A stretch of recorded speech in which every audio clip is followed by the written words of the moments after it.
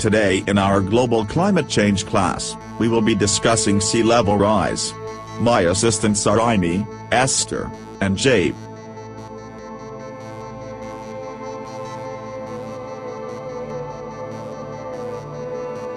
Yes, the sea level is indeed rising. As we burn fossil fuels, our actions release enormous amounts of heat-trapping gases into the atmosphere. Let's take a walk. The emissions have caused the Earth's surface temperature to rise, and the oceans absorb about 80% of this additional heat. The rise in sea levels is linked to three primary factors, all induced by this ongoing global climate change. BAM! We have brought you to space for a better understanding. Let's take a look at the effects of sea level rise.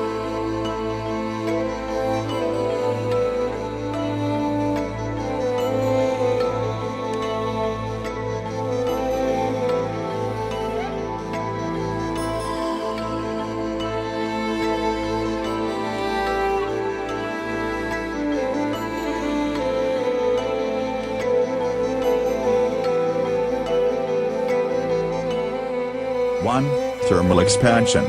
When water heats up, it expands. About half of the past century's rise in sea level is attributable to warmer oceans simply occupying more space.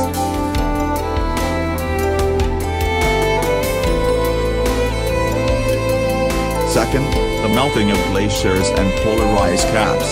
Large ice formations, like glaciers and the polar ice caps, naturally melt back a bit each summer, but in the winter, snows, made primarily from evaporated seawater, are generally sufficient to balance out the melting. Recently, though, persistently higher temperatures caused by global warming have led to greater than average summer melting as well as diminished snowfall due to later winters and earlier springs. This imbalance results in a significant net gain in runoff versus evaporation for the ocean, causing sea levels to rise.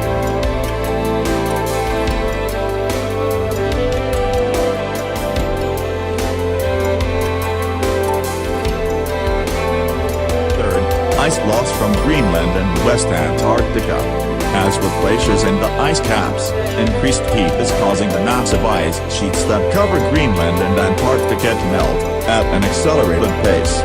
Scientists also believe meltwater from above and seawater from below is seeping beneath Greenland's and West Antarctica's ice sheets, effectively lubricating ice streams and causing them to move more quickly into the sea. Moreover, higher sea temperatures are causing the massive ice shelves that extend out from Antarctica to melt from below, weaken, and break off. There will be consequences we will have to face if this problem is not fixed. When sea levels rise rapidly, as they have been doing, even a small increase can have devastating effects on coastal habitats. As seawater reaches farther inland, it can cause destructive erosion, flooding of wetlands, contamination of aquifers and agricultural soils, and loss for fish, birds, and plants. When large storms hit land, higher sea levels mean bigger, more powerful storm surges that can strip away everything in their path. In addition, hundreds of millions of people live in areas that will become increasingly vulnerable to flooding. Higher sea levels would force them to abandon their homes and relocate. Low-lying islands could be submerged completely. Let me take you to the future and show you what happens if we don't fix this problem.